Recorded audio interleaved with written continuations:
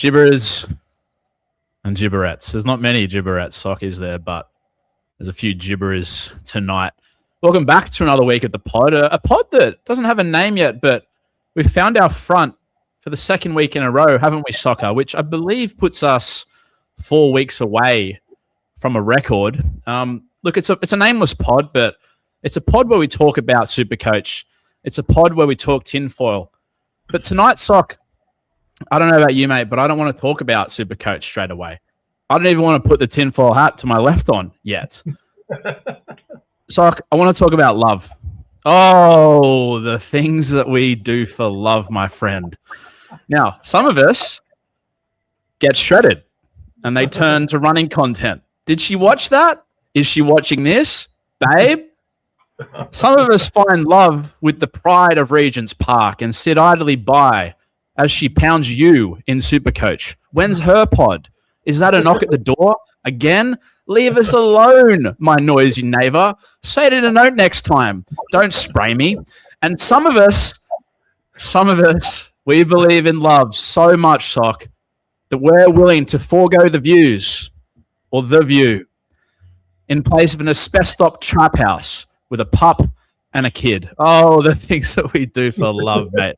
We search far, we search wide. We even sit through Sunday 6 p.m. poo slingers between the Titans and the Finns. We clutch our rib when Flegler clutches his. We rewind to see when Kinney got hurt. Was it just a cork? Is he okay? Am I okay? Will I ever feel the touch of a woman again? Doc, love is a funny thing. It's hard to define. But one thing I'm certain on is we all love our footy. How are you, mate? Oh, mate, look, I'm just coming good. There was rumours of a Sunday session to be had last week, in the absence of love, right? When you and I are feeling loveless, we try and find love together. That's a love of the footy. That's a love of the piss. That's a little bit of love for the powder too. And look, a session was had, and some would say I'm only just finding my front today. In fact, when I got a text about 3:20 p.m. today saying pod, I said, really? Again? But glad to be here, boys. Happy. Not as happy as what I once could be. But you know what? I'm starting to feel something. The good news is footy's back tomorrow. We're through another week, another 3-day gap. Boys, welcome. Good to be here with you. I'm just wondering, we're missing someone. Again, the three amigos. Could you fill me in? Where's our third amigo? Well, if there's any person that knows something about going missing for 3 days like you just have, it would be our co-host, DJ 7. I believe we have him on the other line. 7, would you like to tune in?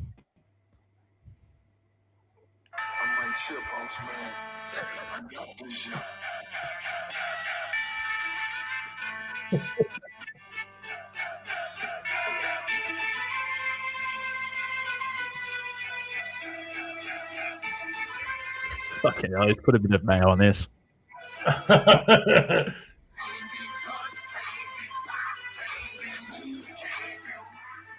Boys! Man, it feels good to be in the top 3%. How the hell are we? How are you boys down there? Well, like as we were musing in the green room to our viewers, as we can see in our names here, Wash winner 1289, Socko Don't Ask. DJ 7 conveniently brought up the idea mere hours ago that we should post our scores in our bios, and very convenient that the week he suggested was the week that he did well. He got lucky off the Sewer Falonga VC. Tell you what, luck is certainly falling your way up in Sippy Downs, mate. Mate, it's been unreal. While you boys were out drinking and doing all those weird things, getting dolphins to have fun, us fanatics, us true rugby league brains, man, I'm just there crunching numbers, crunching data, and, it's obviously been a blessed week. How often do you find yourself with the, with the upper echelon in the top 2%? And I was feeling really good, and then it's turned to guilt. There's obviously been crisis meetings at Socko Snickers HQ on Monday. They're already looking at half price flights to Denpasar. He's called Reece Wynn for a bit of an SOS after last year. Reece has given him the Timmy Williams Reece Wynn treatment. Hasn't picked up. So Yeah. I feel there's something in that. There may be a little bit of a bone to pick from Sock's perspective, and I will give you the floor. Before we get into that, I guess we're just going to go into our experiences of watching the last round. And don't get me wrong, I do have my red, white, and blue on tonight for obvious reasons. But Sock, just before you get into what may or may not have happened at Beach Road on Saturday night, just want to shout out to Paddy and Tommy, a couple of blokes that we shared a few yarns, a few ales with, a couple of fans of the show. It's always bizarre to get spotted in public by 2 of our 18 viewers. But it happened again.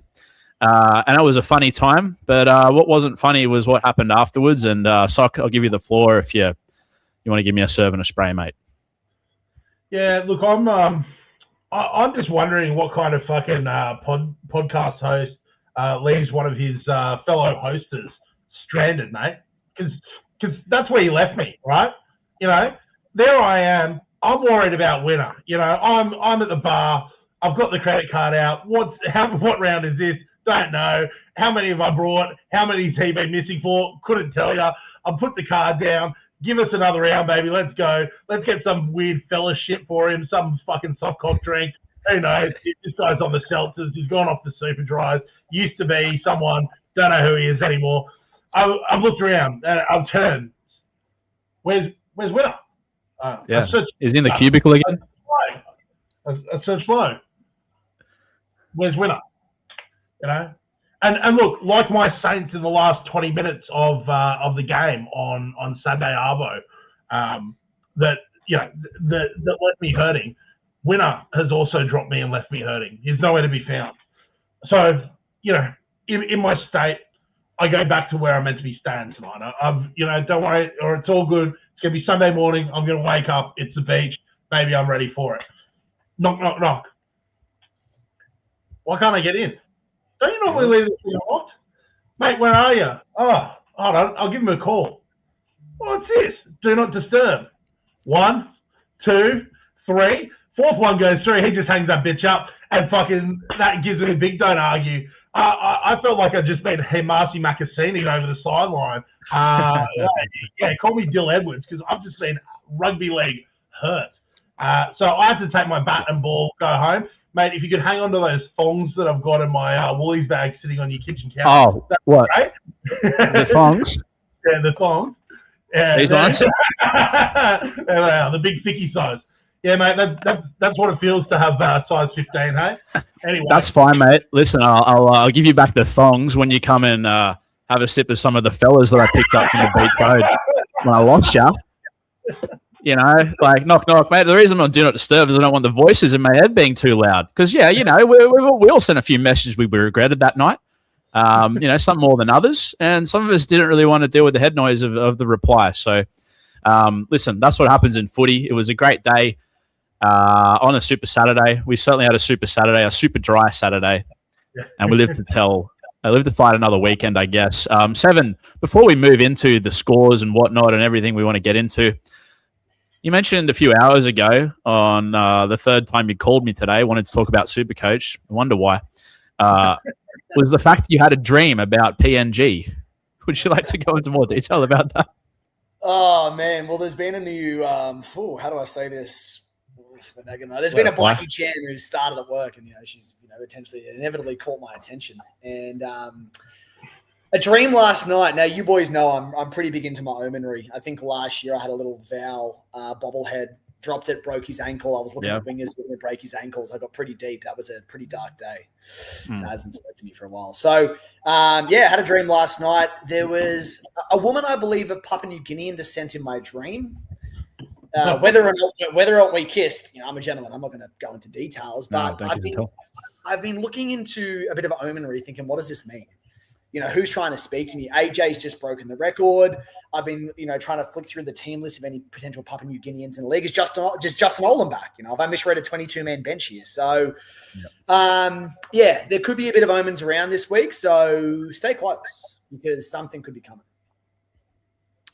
Really good, mate. Let's get into the show now. So the first thing I want to address is the caption in the middle of the screen, Socko Don't Ask. With scores of 12-30 in round 1, an 11-17 in round 2. Is it season over for Socko? Are you already planning Bali, mate? Well, look, last year I think we made it 10 rounds before we started talking about focusing on cash leagues. I think I've made it about 2 this year before I've gone, right, well, that 50K would be nice, but I don't need it. It can go to someone else. The bloke sitting on my side fucking has one hand on it already. The other hand's on his cock, just absolutely glazing himself this week. So anyway, and I love to see the fact that Cliff Stones is coming in here and put him back in his place. He's gone, yeah, right, you might be tan, you might have a six-pack, you might have just started a running podcast, but fuck you. Ain't as good as a 14-28, and I love you, Cliffy. No, it ain't. No, it ain't. My boy. You're my boy. How's that taste, Seven? Because the good news, what's it like to eat? Well, the good news for you, V, is to use a famous cricket analogy, you don't want to be in the nervous 90s, and there's 117 gibbers in the Gibbers League, and you're not even the fucking top 100 cunt. So you're out of the nervous 90s. That's a good omen. You can't really go down. So right now, second place in the Gibbers League. Shout out Keithy my way. It's feeling pretty good, mate. And let's be real, right? Yeah, you're my mate. Yeah, we're footy friends. Yeah, but I've got a fucking problem with you. After what you did to me last year, let's address the elephant in the room, yeah? Because last year, you've been lazy with your trades. You've put no fucking effort in, and you've run me down like a cunt. So, yeah, is there a bit of unfinished business this year? Yeah, there is. Is it a little bit personal for me? I'd be lying if I said it wasn't, Flock, yeah? I've got no bigger pleasures than watching you boys looking at Denpasar flights already because your season's fucked. So, yeah, that's how I'm feeling. So just so everyone knows, Seven has a massive 132-point lead over me, and a massive 400-point lead over Sock. So if Sock gets lucky with a vice captaincy like Seven did last week, then he's mowed him in at 80 minutes. So yeah, you may be the run club king, mate, but you're certainly little brother on this pod. Yeah, right. And look, one thing to you, Seven. Look, I had a pretty awful weekend. I had this strap on one young Caleb Ponga. He's gone over early for a try. He's on 50 after 28. He's on his way to fucking a proper daddy, it looks like. Manly, who we'll talk about later, didn't even want to be there, it looks like. Caleb ready for a humping. And unfortunately, the wrong fullback got injured. Otherwise, the scores would be the other way around, and we'd be sitting here with a don't ask. And feeling a bit respectful. But as we know, be respectful, we don't go together. I lost a lot of respect and dignity, and I haven't found it, and that was many years ago. Yeah, and Stock, you make a good point, because had Kalen scored 5, you were probably within 50 of me this week, and there's a big difference there. But if we're being sincere, and we'll get into this later. Actually, I'll tell you now. Like, as you boys know, sometimes if you look at the 2024 winner 10th place season, is that what you finished with? I've only heard it 29 times. Yeah, no, hey, listen, I'll tell you 30th if you want. Sometimes the dominoes need to fall your way, boys. As you know, I had Kalen in and then until Sunday, and then I had to get him out to loop Farlongo. So, I was kissed on the dick by a fairy. So, sometimes you need those things to fall your way, and, condolences to your Sock. But yeah, I take great pleasure in seeing it. That's the honest truth. Speaking of having good weeks, lads, we'll just quickly defer over to the Gibberers League standings. I want to shout out 3 new entries to the top 5 this week. Coming into 5th is Such Sweet Nothing, coached by Matt. He's going to 5th.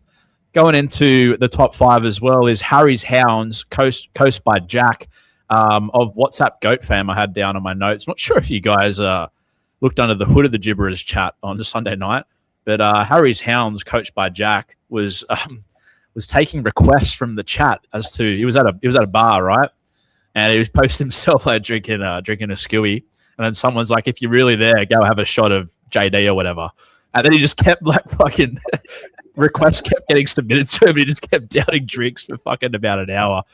So he's working real on the field and off the field. Shout out to you, Jack. See you at Magic we'll see you there. And into 2nd is Seven's Profits, coached by our chirpy co-host tonight. He goes into 2nd. But holding on to the top 5 rankings, 2 of the top 5 from last week, boys, have held their gloves up like Saints did for 60 minutes on the weekend. First is Big Hitters, coached by Samuel. Well done to you again, mate, getting into the top 5. And ruling the jibs with the iron fist at the moment for the second week in a row, lads, is the ball baggers, coached by Benny. Good shit, mate. Good shit. Now, he has a 49-point gap between him and DJ7 in second place. 7, do you maybe want to just give the ball baggers any type of advice for the week ahead? Look out, cunt. How are they going to remember you? Because the way I've set my team up, I'm playing Jugas ball. You know, I'm playing Dylan ball this year. So, you know, last year, as we know, I popped my super coach Hyman. You know, I was under the wing of a few different podcasts. This year, I've taken a bit of advice from Keithy My Way McDonald. I'm doing it my way this year. Shout out to you, Keith. So I'm doing it my way. I wish you nothing but the best. I've got no grudge against you, ball bags. But yeah, let's let it rip, baby. Top 1K is coming. Well said. Now, before we get into the rest of the pod, I just want to throw over to the YouTube chat, which is flying once again. I'll go back to the start here and quickly just get into Kel Elders. The meeting of the mind recommences. Well, listen, it's definitely the mind. We've probably all got 1/3 of a brain, so that's fantastic. Reece Lawson, that was beautiful, absolutely beautiful, Reece. I can only imagine he was referencing to my monologue about love, and we all love love on this show. Brad Sally Ferguson, he comes in and says, "G'day, you sexy lads. Even having a steam bath listening to this only makes it better." Lol. Well said. Well said. Keaton Owen in the chat. How are you, Keith? Shout out to you, mate. Evening to you, mate. Keith's actually got one back on the pod last week, doing me in a head-to-head. That won't happen again as per last year's form. So good on you, Keats. Hand on Hog chimes in, one of our favorites here on the show. I know a super coacher who once traded a Coke can for a night with a Ugandan prostitute. He now has a tattoo on. We'll leave the rest of that to the imagination, I guess. Stock, any thoughts on that comment? Mate, I've got a few, but I don't think I can share them in this forum. That's fine, because someone who does want to share something is the Ball Baggers by Benny as a retort to DJ7. Full tilt here, big boy. Bring it home. Hope you can hang on. No, this is why we play. This is why we fucking play, lads. Let's go. Real good stuff. Love this stuff. Both of them are full of chirp in March rather. And then Hand on Hog just finishes off his, her, or they or them's prior thought. And Seven, I'll ask you this question. Would you rather trade a Coke can for a night with a Ugandan prostitute, get a "You Are Loved" tattoo, or trade in Royce Hunt? I'll tell you what, Royce Hunt's the last thing that's happening. And the Ugandan prostitute, I don't know if that's meant to be a punishment, so it's a pretty easy one for me personally. But moving on. Moving on, boys. A lot of 6 agains on the weekend again. You know, we called it out last week. We saw what was coming, I guess. We read information other people said, and it sounded good, so we repeated it. There were 13 tons in round 1, lads. There was actually 10 last week, all going into the Sunday games. No tons in the Sunday games, but a few are certainly cooking. Just, I guess, general thoughts, probably keep it short and sweet. Did we see anything that, you know, had us, I don't know, agreeing with what we spoke about last week in terms of trading our team structure, changing our team structures in terms of having 3 fullbacks, halfbacks deluxe, or we kind of still think it's an aberration, Seven? You know, when after Thursday night's game, when we got 40-32, was that Friday's game, yep. Bronx Eels. Thursday. It was looking like we were just continuing that way on, right? But you know, casting a much keener eye, I went about, I reckon, 6 from 8 this weekend as opposed to 0 from 6 games watched. So, you know what? It's NRL. I think they're kind of picking and choosing their games where they can get away with it more. There's still a tight contest. You're not seeing it as much. But I think if one thing's evident, you know, this year I think is the year where, you know, you've got your eyes there, Yos, and you guys, and you're going to base. But I think this is the year where, man, as the team gets stronger, everyone's going to be building up to, I think, that much more completed team earlier with the cash flow generation, etc. I think it's the year to take risks, as it's evident there's going to be points. So whether that's, you know, try scoring second rowers, people who you just think are going to cross him in the wing, centers. This is the year to take a couple of risks, and I think some could pay off. So I think a lot of what we mentioned week one has rung true. Like the point's going to keep flowing. Yeah, I'll jump in there, Seven. I think it's pretty fascinating that and Reese and I can share some pain here. We had a look early on last week, and we had a look at the games we thought were going over. It's off the back of the pod, it was who's going overs, who's going overs, who's going overs. And we got most of the games right. But would you believe the one game of the round, the Dolphins versus the Titans, was the most defensive effort? Mate, what is rugby league doing there? The rest of the games were exactly as we thought. The better team won and won well, I would say. Yeah. The Chooks and Rabbits game was obviously fairly close. I know you guys had a bit of heat between you two about that one for one reason or another. Still is. Yeah. Still hot to touch. I think, it's just at the moment, and I heard another comment this week about it. It's just the gulf between a good team and a bad team at the moment is so big. I think there was 16 tackles in one set the Cows went through against the Tigers on Sunday Arvo in the heat at Leichhardt. You can't 16 back-to-back tackles. You can't hold your gloves up to that. There's just no holding gloves. So I think we're going to keep seeing it. I think you need to look for the guys that are going to be in those teams that are going to be skiing downhill, as we love on this pod, skiing down. Yep. We love Lindsay Vonn. Also, someone clip this up for the future, boys. Someone clip this fucking up. Don't watch preseason. All the teams we thought in preseason were going to be good as shit, as they always are shit. All the good teams people are worried about are fucking gun again as usual. So just don't fucking try and, remake the wheel or whatever the fuck that saying is. It's just the same throbbers every year. Culture breeds culture, man, and there's the same shit kickers as shit again, eh? You'd think we'd learn year upon year and we get sucked into thinking these fucking shit teams are going to be good again, and they just suck. So, I'm cancelling trials. I'm just not watching them anymore. I don't want to hear.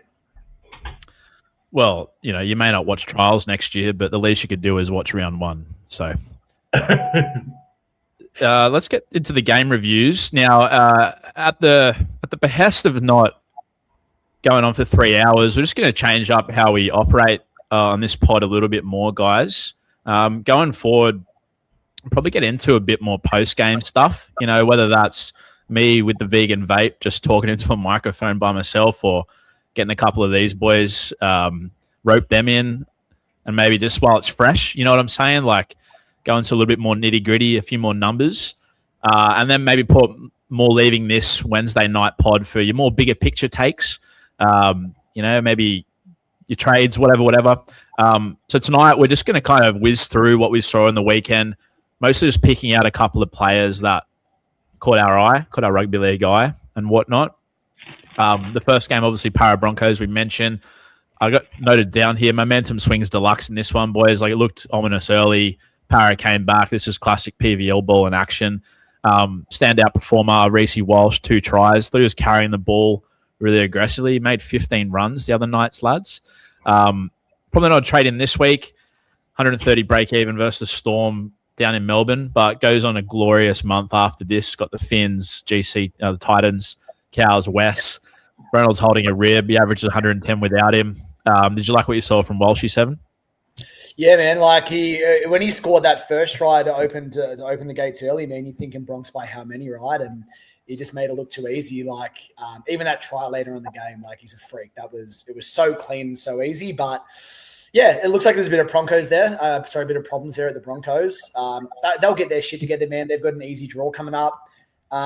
Probably the few things that caught my eye. I mean, look, Payne Haas is Payne Haas. Doesn't really need to be touched on. But the Jonah Pizzette traders, man, I'll tell you what, this is why you don't overreact. I was saying the week one, I mean, look, you don't really want to play him. He's not going to be a long-term hold, but he's never going to lose your money. Quick swipe at you there, Sock. Fuck you. And also just one that made me laugh. I remember last year, man, my first year as super coach, and I reckon talking to Reese in the preseason, I heard Kelma Tuolangi's name 98 times. That was your poster boy. He got weird toward the side. It didn't happen. So I did shed a tear for you when I saw he crossed for, I believe, a double and timed up. Yeah. And I thought, man, 2025 recent preseasons having the biggest stiff he's ever seen right now. So, yeah. Anything bar those, what mentioned really catch your eye in that game, Sock? Yeah, apart from Peasant Sock. No, look, we know that I'll live and die on the Walsh Hill, and I think a bit later on we're talking about war chests and what we might do with it. If we channel our inner Canterbury and see what we can do with a war chest, so there might be a bit of Walsh chatter later on. Don't you boys worry about that?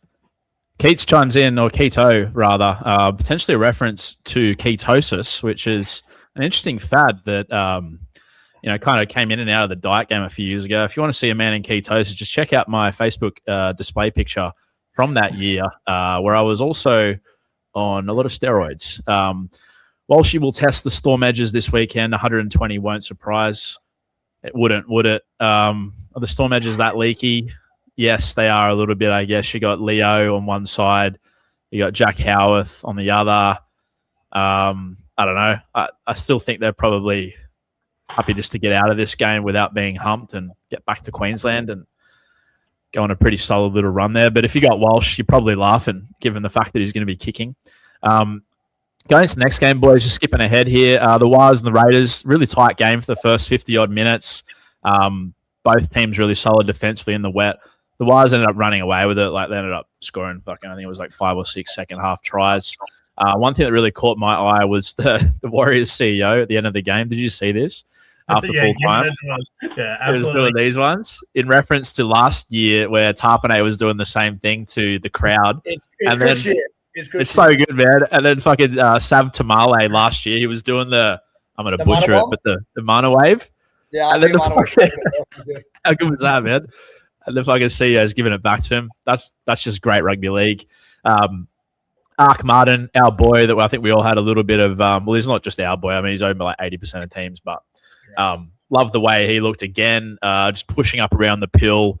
Probably could have scored a couple of tries in that first half. Just love that. Love that intent that he has. Lekar 7. This is probably one for you. 105 with a double. He base powers 65 in 80 minutes in the wet. He's currently got a break even of 14, and he's 7.5% owned. Yeah. You love what you saw out of Lekar on the weekend, didn't you? I mean, I think you've received phone calls in the last 3 days specifically regarding Lekar Halasima. Call me a truther because I got Halasima fever. I mean, he's 20 years old.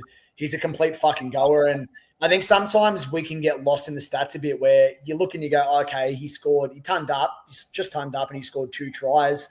But a player like Lekar, that's because he scores tries. It's not one of these other plotters who's gone over for a rare double, I believe Max King last year for the Dogs scored 2 and everyone was having a stiffy. So Lekar's going to do this, man. I think he's, a good chance to score every week, let alone cross twice. They've got the Knights next week. Yeah, they're kind of sturdy, but man, he's a fucking footballer. And as we've spoken about, Webster's pretty weird with his minutes, but if he keeps holding this down, Cody Capewell's gone for 4 weeks, confirmed.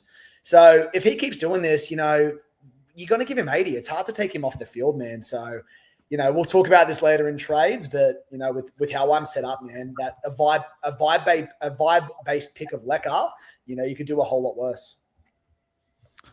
Brad Ferguson really loving the Ark Martin chat. Loves him so much. Calls him a good old-fashioned footballer. Well, again, this just kind of piggybacks off Seven's point from last week where he's just a walking billboard for Queanbeyan, isn't he? Just, the melon, the mullet. I'm actually pretty sure Noah Martin served me a cheeseburger at Queanbeyan Macca's one year. So, he's been there for a while, man.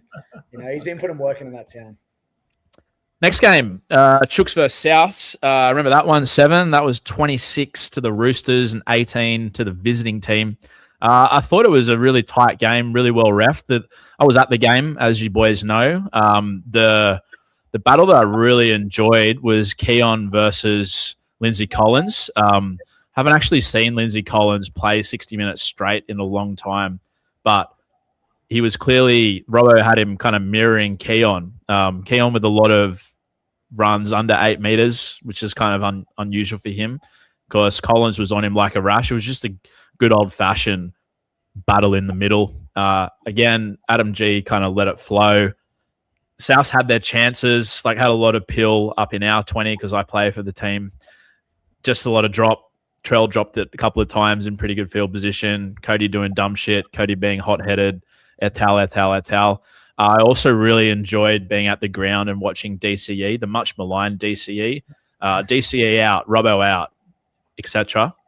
It was awesome just watching him kind of control the spine, like get Sammy and Teddy into the right places, and just look at that last set that Teddy scored off the DCE grubber. If you watch it from like a bird's eye view, he was telling Sammy to go here. You just like, that's what we bought him for. Those close games, those big moments, just back the experience. That was really good. Really low scoring in Supercoach. I think Trell was the top scorer, a couple of try assists with an 80. Did this game prove anything to you, Sock, who you may like a little bit more, or did it turn you off anyone? Or are you kind of just happy to write it off as a bit of a close fought derby? Look, I think, you were absolutely giving it to me throughout the week, right, about the Cody Walker peasant situation, and it proved again, like, look, Cody does have that in him, has that hot-headed shit. So, I think, look, you are going to have players this year who are capable with that high ceiling, but they're more a matchup preferred player. You're probably not going to want to be playing a Cody Walker every week, but look, that's fine. That's fine. I have my God returning to me this week, so we'll leave that one where it sits. Look, I thought the Chooks looked a lot better than they did the week before. Obviously, it was pretty hard to get a read on the game, though, given there was a half time, then a minute start, then another 20. Yeah. So, yeah, bit of a tough one to get anything out of. The vibes were high, but not much else. I just touched on that as well, what you were saying before, Winner, where mentioning the trend, like where they pick and choose the games, and in a rivalry game like that, and again, I don't have the stats, so this is a vibe-based thing, but it felt like the 6 against were put away a bit because, 100%. These are still the calendar games where, the NRL know what we're getting there, and they don't want in a game like that it to be, just 6 again, try. They want that gritty type shit because that's what the fans are there to see, right? It's a fucking rivalry. So I think it's still going to be interesting when they put the whistle away and what games they do it for. Only other thing I'd touch on from that game is, at the start of the season, I was really high on Sammy Walker. I ended up getting a bit scared from the Chooks draw, which is pretty unfavorable for Supercoach throughout the first, 8 weeks. Yep. And I think now, like, even if you have him, man, you're probably, like, he's a pretty easy move to Tanner Boyd or someone just to not drop value and easy pick up cash. But I feel like I want to see a good 8 weeks of how him and Cherry are going to be before I could even look at purchasing Sam Walker at this point, because there's no doubt he's going to be a gun of Supercoach in the future. But, for the year or two Cherry's there, like, you're going to lean on Cherry, man. The guy's got experience. He's been there and done it. You know what it reminds me of, Supercoach-wise? Again, 2-week sample size. Nico and Tricky. If someone's got the hot hand, they'll take it. Cherry Evans was the best player on the park for us on the weekend. He got hot early, a couple of nice forced dropouts. Obviously, he jinked back inside and got past Fifi, do you love me, for a try. And then, they kind of just surrendered control to Cherry Evans barking orders. Sammy's going to be very relevant this year. Again, once the draw opens up for the Chooks, we're going to put on a lot of points. We're going to put on a hurting on a lot of teams, and Walker will be a big reason for that. He'll have his finger in everything. I think it's going to be about timing the run. Yeah, it'd suck if you started with him 54 and 51, but that New Zealand game could have gone a bit different if Capel didn't turn into bloody Jonty Rhodes and stop a try assist. And then the South game was a tight one, as we said. The top score was like 80 in that one. The Chooks draw opens up round 7. Newey, Saints, Anzac Day will be there, Sock, again for the 20th year running. Then we play the Bronx, Titans, Cowboys. So I think round 7 is probably when you want to start having a look at Sammy and Marky Mark and whatnot. The next game. Yep. Sorry to read one other second. No, mate. One thing I love seeing is and on the note of Anzac Day, is seeing one of your favourites, and I'm sure you could give us 1 minute on why you should. James Tedesco, he's gone for 67, break even, 102 this week. Perfect. Talk me out of saving my war chest for James Tedesco. Because he's playing Penrith, and they've conceded 1 try this year so far. Yeah, boy, that's literally it, man. They went for 3 halves in the rugby league points, mate. However, Sock, I'll say this: on Thursday, the 26th of March, we go down to Brookvale Oval and play the All at Sea Manly Sea Eagles. Now they'll be off a bye. That could get ugly. Vibey. That could get ugly.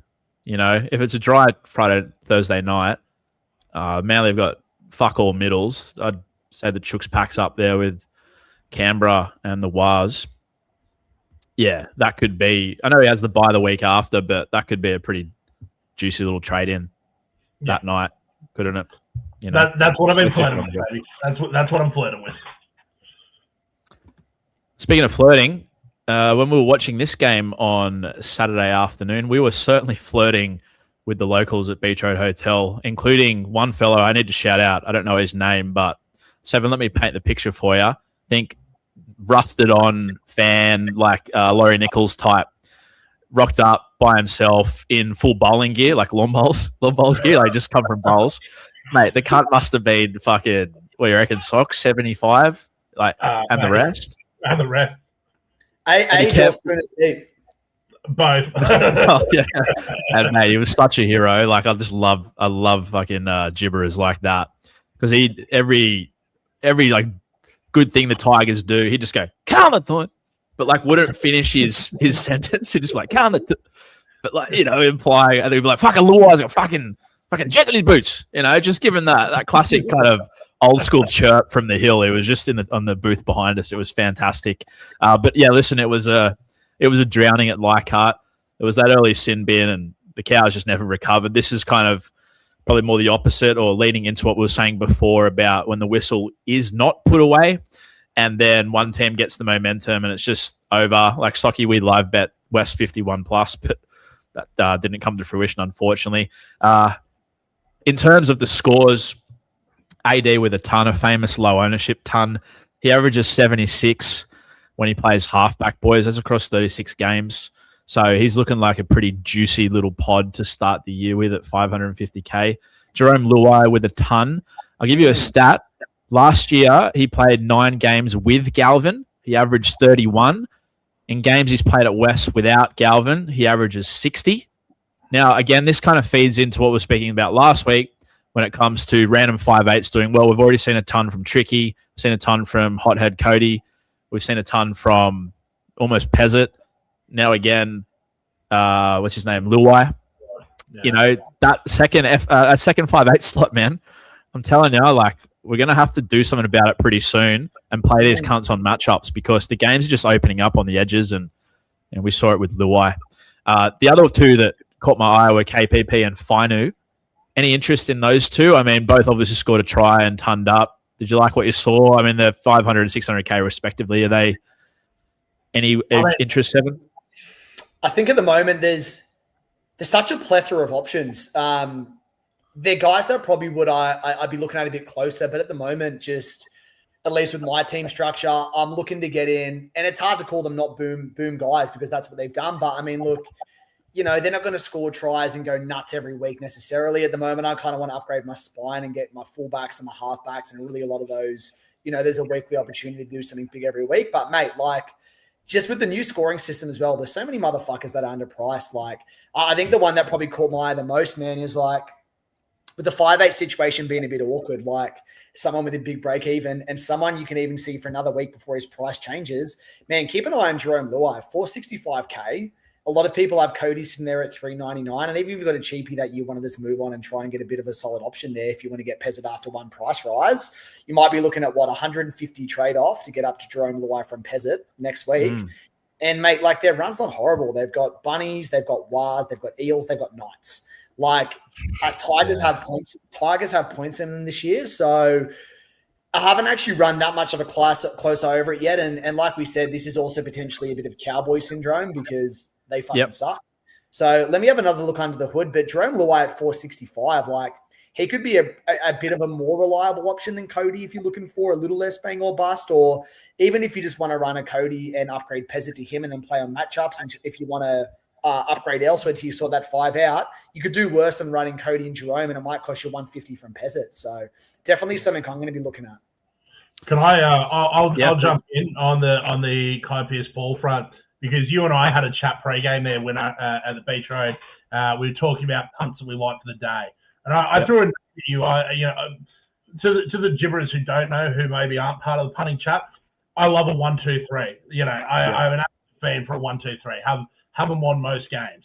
And I called it live. I called an audible. I said, Kai Pierce-Paul, $10, 1, 2, 3. We got to have a look at that. Like it just felt that way to me. The how I saw it, and I think look, Kai Pierce-Paul is one of these dudes that again, Newcastle last year, Adam O'Brien shackled. We talked about that negative football. We've seen this year what a difference, and I'm sure we're going to talk about it. Dillbags, KP, Sharp in that first game back. Like the whole of Newcastle looks better. Similar story with KPP. If you watch Newcastle closely, because yes, you are looking to get arrested by the AFP from 2025, right? Like you and I did, Race, and Seven as well, of course.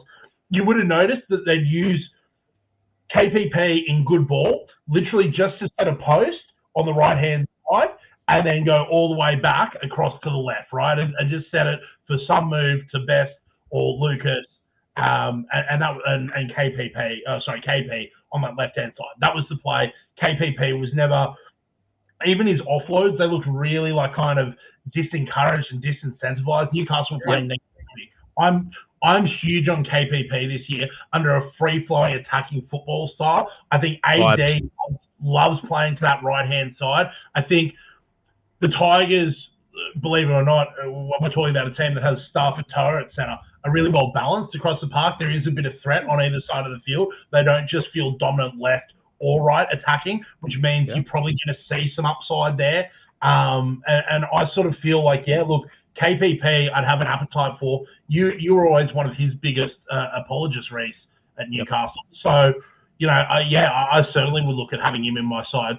I think, look, there's still better value in cheapies at the moment, but someone to watch certainly. Really well said, boys. Good thoughts. Likes the Dembasar. The cunt's finally woken up this year. Nice to hear you talking about sense. Yeah, Sock's coming for that top 5 before you know it. Then we'll be the ones asking how he got there, not him asking, don't ask. The Cowboys side of things, listen, Helam Lukey held his gloves up, played 80 minutes again. I've seen enough from him to bring him in this week. Looks like he'll just be solid enough to kind of plot his way to 600-ish. Hopefully, maybe a couple more tries will help. And then Reed Marnie got hooked after like 50-odd minutes. Sonny Luke experience, engaged. That was grim. I'm just going to put that down to them chasing the game and hope that doesn't happen again. Then looks like Drinky's going to get dropped, who, by the way, is not a top tier, not a top 8 fullback in the league, according to some. Then the next game on Saturday afternoon. So this is now the 5:30 p.m. kickoff. At this point, we've been at the Beach Road for probably 4 hours, Sock, and kickoff came and it went. The game went pretty quickly. Saints hung with Melbourne all afternoon. There's just been a couple of dumb things. Cookie going for a 40-20, I think kicked out on the full. Harry Grant scored a soft as fuck try before halftime. And then it was the sewer show towards the end. I'll just start with the Saints, Sock, before Seven does his weekly victory lap with the Storm. Did you like what you see out of Val and Atco? Yeah, man, it was beautiful. It was like back to vintage Val, like running onto a beautiful pass and just in that right position. I think, look, that's what you wanted to see out of Atco. I know I went off early and got him out of the side. I'm thinking about bringing him back in. I am a Ethan Sanders, 39 in the glitchy Wires game in pouring rain in New Zealand. Maybe let me have a look at Atco again. I might just burn another trade getting him back in.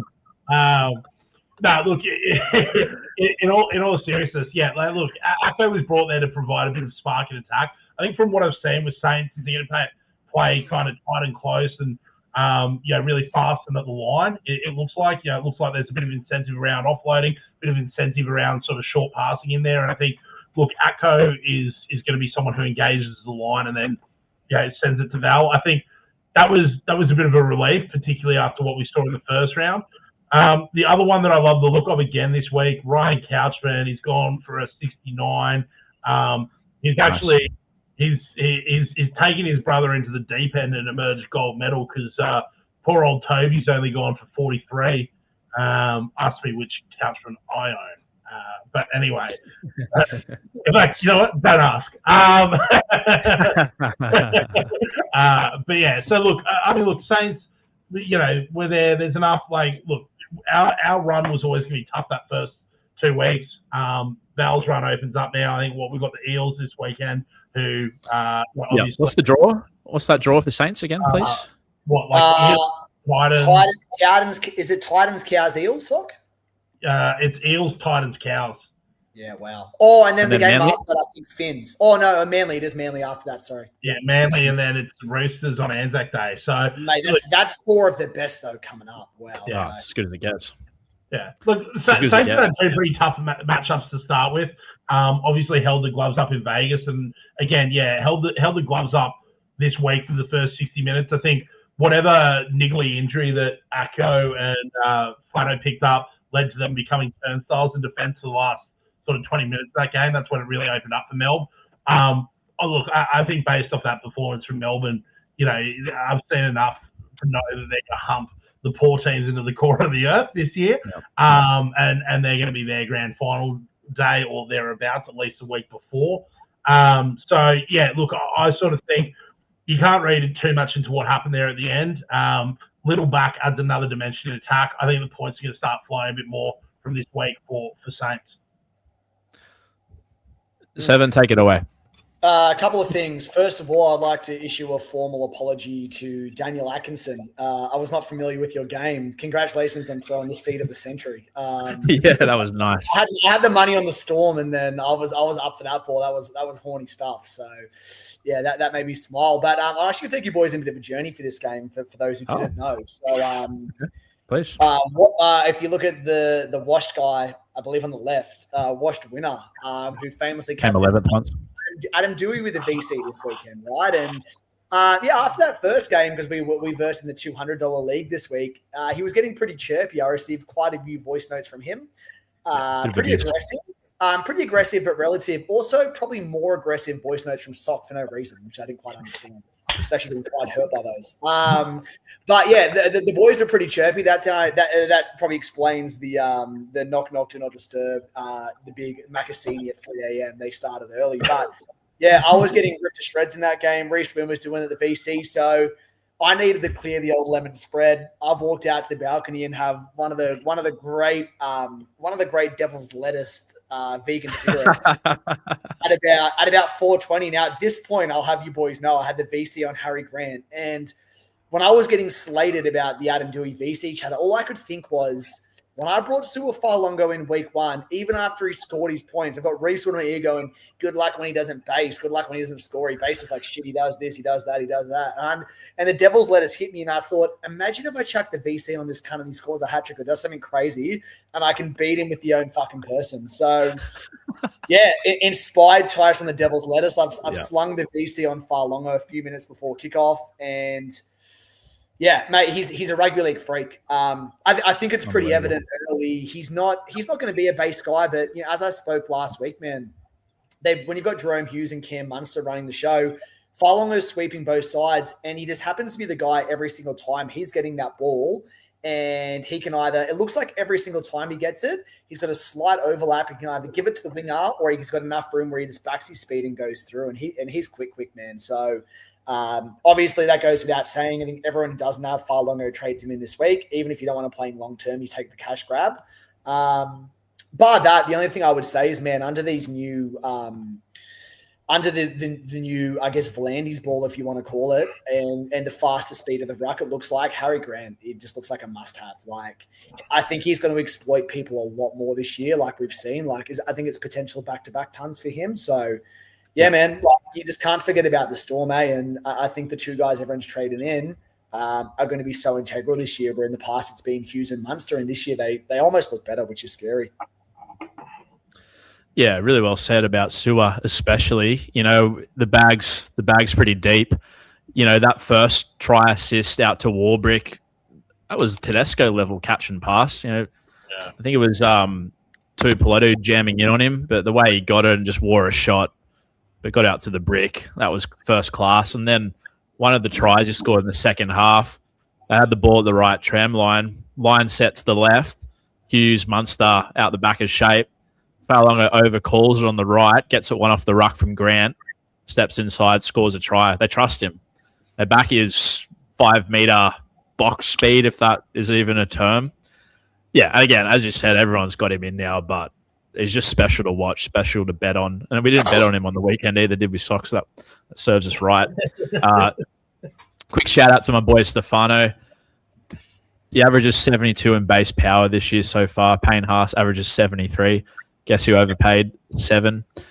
Liero and Alec McDonald are back this week, so I don't know if Stefano will get 61 minutes again, but yeah, that was fantastic to watch. Moving on, a couple more games. We'll go through these pretty quickly, boys. Penrith Sharks, probably spend a little bit, not much time on this. Sharks are actually pretty good. I went and watched the replay last night. They just never really got a chance in Penrith opposition. Penrith just executed one up the other end of the field and generally suffocated them. You boys both own Nathan Cleary, scored a lovely try, kicked 5 goals, of which I believe 4 were from the sideline. Just Nath shit, you know. And then obviously an early 40-20. My guy, Isaiah Papali'i, who I'll be bringing in next week, he pumped out a 79 at sub 600K, played the full 80 minutes. Look, there's not a shitload of value there. Like, he's priced at 60, I think. But I believe he's going to be a top 5 2RF this year, top 6 at least. And if I can get him in at that number, in that side, on the left edge, with the offload, tackle breaking, Blaze Lungy, Nath feeding him, I'm going to do it. Also kind of slight concerns regarding Lasardi and Ark's job security, which we'll get into in a sec. But yeah, Isaiah Papali'i for mine, he averages 74 when he plays 80 for his career. That's for his career. And think about the shit teams he's been on. You know, what does that look like at Penrith? Well, he's done pretty well with fuck all attack stats. Like, he can cross as well. Like, he's been known to do that. So, yep. As Sock said last week, on the spot syndrome. You know, he's got it. And there's just so much upside in that guy. And he offers something different than Sorensen hadn't given them the last few. Like, so Scotty Too Hot, he's a solid as fuck player, 4 comps in that. But Papali'i, late footwork, man, little offload. There's something there. I think they're going to win it again. You know, it's just they back. Yeah. Like, to be honest, just quickly, like, I'll jump in. I'd summarize that game with they back. Like, at the moment, it's looking like Storm and Penrith cut above everyone else. Like, look, Cronulla, good again, top 4 worthy side, sure, but again, you can just see that there's that gap, and this this 26-6 result has played out like time and time again between the two sides, right? Like, it's something we've seen every time. Cronulla are great against anyone that isn't kind of that like top 2 or 3 side, you know, and unfortunately, I just don't think they're there again. But they're getting better, and as Ray said, they didn't play badly, and you're not going to sit there and hate anyone that you saw. On the Cronulla note, just quickly, one thing that the non-owners will rejoice in is Errol again. He has got zero attacking stats this year, so he's gone over for a 55, 123 break even this week, priced at 70. Non-owners rejoice. You can look at probably in the next 3 or 4 weeks picking him up at the right price. Yeah, it was a 44 last week in a fading, and then weirdly scored a 55 against Penrith. He's a class player. Obviously, you boys both own him. You can't lose money on him if you don't sell him, and I'm not sure why you would sell him because he's got 4 day games coming up. Finns, Raiders, Waz, Chooks. Then he's got a bye in round 7. So, yeah, stay patient, Euro fans. Stay patient, Shark fans generally. Like, as a Nico truther, you know, it's just a write-off against Penrith. Like, no one scored well against them, and that's going to happen again tomorrow night or Friday night for the Chooks, unfortunately. Jumping ahead to the Sunday games, boys. Manly versus Newey. You know, what do you say about this? I mean, Josh Fugis, I'm sorry. For me, this was just a beautiful watch. Like, as you boys know, I had Ponga until the last moment, as I touched on earlier. I had to trade him out to get Galvin in just to be able to loop Suez 150. And I'll tell you what, as a non-turbo and non-Ponga owner, first half an hour of that game, mate, I was fucking freaking out. I think there was basically a point a minute in the first half. It was 12 all after 20, and I think there was exactly 40 points at the half. And, mate, I think early on, once Turbo crossed, I think him and Ponga both cracked. They both raised the bat for the half century about 22 minutes in. Yep. And I'm going, fucking hell, like at this point, my Farlango captaincy might just be a run of the mill if they get around 130, 140. So for non-owners to escape with a, mid 54 from Ponga, and then Turbo was on about 90 with about 10 minutes to go and then made about 19 errors. So, yeah, as a non-owner watching this game, mate, unbelievable scenes. And just a quick shout out to Dom the Astronaut Young. If you have him, if you start with him, kudos to you because he's basically put up 2 tons. He's got a negative break even. People forget Dom Young was a fucking super coach weapon in the Roosters. He was a bit of a must-have. So, like, especially once they get those 2 boys back, like I think this year with the points, man, how many fucking tries teams are going to be scoring? Like, is Dom Young back in the conversation? Call me crazy. Yeah, there's some stat about Justin Holbrook teams. When Justin Holbrook's been involved in the attack, that the right wing has scored 20 plus tries every single season that he's been at the rugby league helm. You know, the vibes are high in Newcastle. Those 2 injuries are fucking ridiculous that can happen the way it did. But Sock, you know, you've indicated once again. Fucking no. You've been on Newcastle, the Newcastle bandwagon since probably, I don't know, December 2025. You love what you saw out of Newey again, didn't you? Mate, we're calling this the Novocastrian Renaissance, is what we're calling it. The Novocastrian Renaissance is back. It's a period of enlightenment after what could be known as the Dark Ages prior to that. You know, look, Newcastle, negative football, it's something we've said for years. We hated watching Newey. You know, they were a tough watch for the last 4 or 5 seasons, not contesting kicks. It's so good to see them all feeling free. Kalen was on his way to 150, mark my words. I was on my way to feeling something again, positive, not negative, not like I was already feeling from the night before where I'd lost all my dopamine and was trying to find it somewhere on Sunday Arvo, not to be found. Anyway, that's all right. Look, I think with Newey, there's so much upside there, particularly if we can get them to stay fit.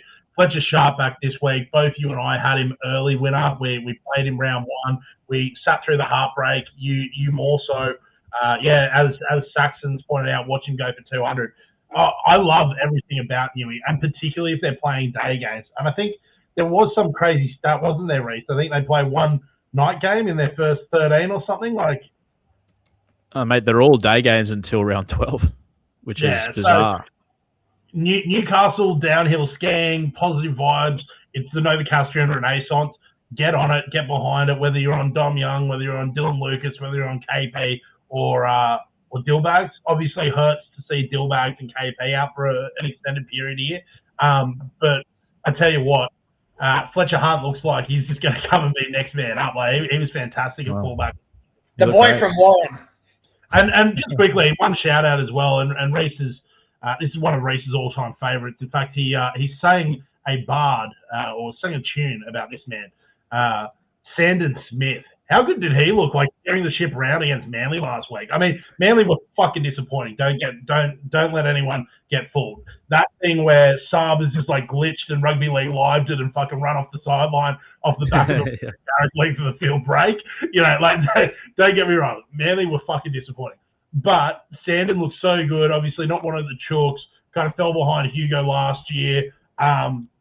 Moved, behind the $1 million man in Dillbags. He's looked fantastic. He looks like he'll be an astute buy for Newey. Is there any appetite on Sandon as a goal kicking winner? Yeah, it's not actually a bad shout because he is goal kicking now, right? But I mean, we've got a fairly decent sample size who's at the Chooks that he's going to be like a 55 guy at best. Whether you want to bring in someone who's priced at that as a 5'8".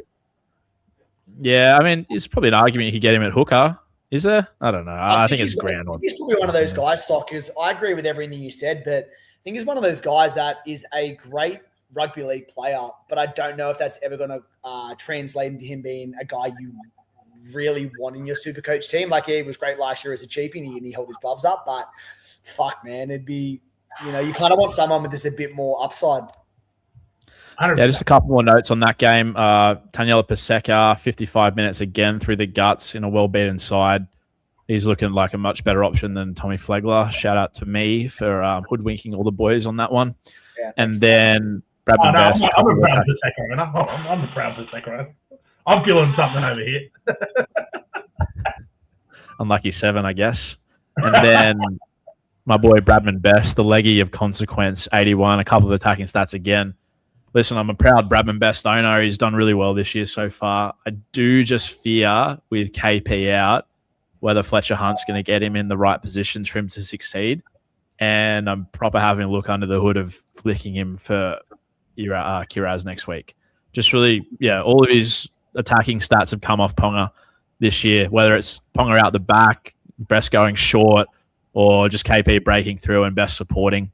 So I'm one of about 8 people that owns him. So there's probably no one that is listening right now, but that's all good. Last game, I'll get straight through it. Poo Slinger, both attack shit. Katoa got rushed. Vinafua, he got a ton. He should be 600k by round 6. Tino played 45 minutes again. Herbie's a joy to watch. Kinney, 55 average with JC, without JC, and 75 average with JC. That's all I really want to talk about for that game. What about pumped up to tell us how? Pumped up to tell us how. Yeah, he's allergic to scoring, isn't he? You're a proud owner, right? To scoring. You're a proud owner, though. Yeah, I played him, and he actually got a shot wide open at the line and glitched out Saab style. So, and he missed 7 tackles. So I don't know how good his job security is. Just a couple of comments here, boys. Keto chimes in and says, Sua, guessing he means Falongo, will average 50 in the last 15 minutes this season. He loves that tied defense. And then Brad Fergo, DC to have a Bonza season, Chucky's top 4.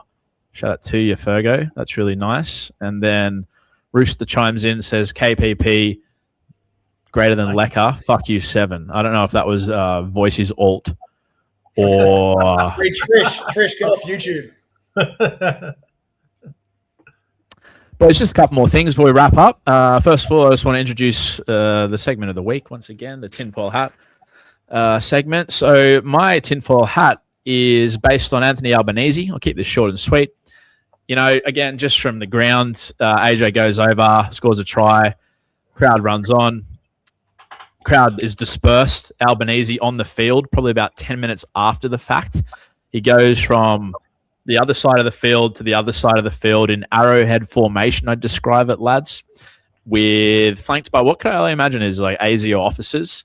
You know, he masquerades as a fan of the game. Dylan is a big apologist for Anthony Albanese. And that was just a complete political stunt. I hated the look of it. It was just so Scott Morris in kind of areas. And fuck that guy, Pauline Hanson, One Nation. Contradictory to popular belief, being obviously a long-time Bunnings tragic, I actually don't fucking like Albanese. He has good taste in club, I'll give him that, but don't put me in Camp Albo. I think he's a bit of a Jamin Salmon. You can do the rest. The next segment I want to introduce here to you, Sock, this is going to get you on the hop, is what Seven and I mused about 8 phone calls ago, which was probably yesterday, regarding a little wager that we want to introduce onto the pod in the form of pen stuff, pen chat, pen work, ink. Pensmanship. Now, I won't lie to you. When I sent our last chat, I've been going a bit cold on this. And I'll tell you why. Once you introduce, I'll come back and I think I might need a little more convincing because you take it away. You let the pod know what we've been discussing. But I'm freaking out. Basically, we don't have to do it weekly. We maybe do it over the space of Weekly's ridiculous, man. My whole body's going to be covered in random NRL cunts' names. I don't need that. You know, we can't go nuts with this. So, as an example, right, we were debating Val versus Chester for some fucking dumb reason. And I said, well, Val's he's gonna score about 100 more than Chester this week. And then Seven says something along the lines of, give me a 15-point start. And then whoever wins gets the ink. Okay. Now that was said. That let's not try and put mayonnaise on what the agreed upon at that point in time line was looking like. But like, I'll put this to you, Sock, right? And even for the people watching, for all 3 of you, thanks, Dad, for tuning in. Honest question, right? Because the way it started is I'm thinking about, and we'll get the trades in a moment, but I'm looking at bringing in Val next week. I think they have a great run. They've got Eels this Sunday at 3 p.m., I believe, at Parramatta. Yeah, 4 p.m., mate. You're on the Queensland time, mate. The sugarcane champagne time. Yeah, the cows, mate. So they've got Parramatta. The thing that scares me with that is Parramatta have leaked about almost a century of points across the first 2 weeks. I think they're still going to be a good rugby league team this year. I've got high hopes for Parramatta. I really like what they did at the end of last year. Could they hold their gloves up to a degree? God knows they're due a game. On the other side, Tommy Chester has the Titans at home on Sunday, I believe. Yep. Titans at home on Sunday, 5 p.m. He's looked all right. Like, even on the weekend, he scored a try. The first round, didn't he? Scored about 60-odd. He's doing overs, though. We're not expecting him to average 70 for the year. It's probably a bit of a pipe dream, right? And I think I was riding my high horse a bit, just glazing myself, Lockie Galvin style, as you like to say, Sock. And I think I was just talking myself into this whimsical dream of Chester outscoring Val Holmes, which led to a bit of a discussion. And then I thought, if we're putting this to those watching in the comments, we thought, all right, well, we could do a bit of a wager here. Obviously, if I'm playing Chester and he's playing Holmes, I need a line. That goes without saying. What that line would be is interesting. So the terms of the bet are looking like if Chester wins with obviously the line he'll start with, Reese will get a little TC tatted on him at Magic Round, or if Val secures the win by that line, then I'm looking at getting a VC, just a Val on me somewhere, which I'm going to refer to as Val Venus, one of the goats. So originally we were talking around 20. The more I've thought about it, I'd need probably somewhere a bit more than 20, which I think is fair. Val goal kicks. Parramatta have conceded 90 points this year. The only thing is I've also seen Laybut, I believe, is on the extended bench. So if there's a late swap that round and Laybut actually comes in for Chester, then obviously that voids everything because... No. So, like, the news is, like, it's drinking out, whether that's rested or dropped. Who knows? Who's to say? Purdue to fullback? Yeah, so it'll be Purdue to fullback. Yeah. And it'll be Laybut and Chester as the centers. So Chester will... Who moves to the Sting? There's Taulungi and then whoever's else on the Sting at the moment. Braden Burns, isn't it? Oh, okay. Then somebody just has to move into 5'8". No, Clifford will play. Someone in the centre. Laybut's going to go in the centres. Purdue to fullback, Drinky out. That's it. Oh, Purdue's already playing centre, isn't he? My bad, boys. I'm stuck in 25. I don't know if you can see with the glazing in your eye, mate. Yeah. I'll put it to the comments in, Sock, like, all jokes aside, what do you think is a fair line? Because both men need to agree to this. So if we're being genuine here, what do you honestly think if Tab put up a market and you had your over-unders, what's Val sitting at and what's he sitting at? Because I'd say Val's over-under for the round would probably be, I'd say 87.5 would be pretty fair. And I'd probably say they'd be sitting Chester at about... Wait, hang on. Are we going to ask Sock or you, mate? Okay, here's my thoughts, right, for you, Seven. You asked me about the segment. I think it should be call your own line, not fucking like it's whoever challenges the other. Like it's a call your own line situation. It's like a heads up game of basketball, like where call your own fouls, call your own line here. For me, like if I'm going to set a line for you boys, I'm looking at the fact, okay, Val. I'm looking at his goal kicking from the first two games, very average. I'm looking at the goal kicking stats that I saw flash up on the screen at Beach Road Hotel on Saturday, Arvo. Val is 11 from 23, I believe, now in Wollongong. Might have changed a little bit since that game. Mate, Val's like goal kicking is like, if I'm Tab, I'm setting a market. I'm not taking Val's goal kicking as much into consideration. I think like, let's say, like, what would I be predicting for Chester against the Titans? I'd be predicting, like, probably, like, 50, like 50, 55, something like that. I think, what am I predicting for Val against Parramatta? I'm probably predicting high 70s. I'd probably, if I was going to call a line on this game, I'd give you maybe 25. That's the line that I would call on this game is 25 start to Tommy Chester. The one thing I will say, and the devil in the detail here, though, is, and feel free to correct me, Val, and the reason why his goal kicking is sucked the first 2 weeks is he does not like a narrow touch line. He hates it when the is too close. He needs a bit of rough, and that's why he's been tanking at Wollongong. So Reese has a bit of a smile there. It is at Combank, so look, it's no wind. But there is that bit more space for him to wind up on the edge. So take that 25 with caution. 24.5. I'll give you a couple of stats. Val's kicking percentages the last 3 years: 83.3%, 82.93%, and 81.97%. So Feels like he misses them. They always pretty feel like he's going to miss. You know what, Reese? I'll give you a line. Right now. My name's DJ7. I'll give you 27.5. Wow. I'll wanted verbally 20 check right now, but that's it. I wanted 24, so that means we're at 25.5. I'll go 27.5. You've got a goal kicker and a prolific try scorer. I've got a bloke playing his third game. You've got one of the most sought after centre backs in the last 5 years of fantasy. I'll give you 27.5 because I know that if Val puts up 120, I'm already walking to fucking Magic Round 6 weeks early, and that's not out of the realm.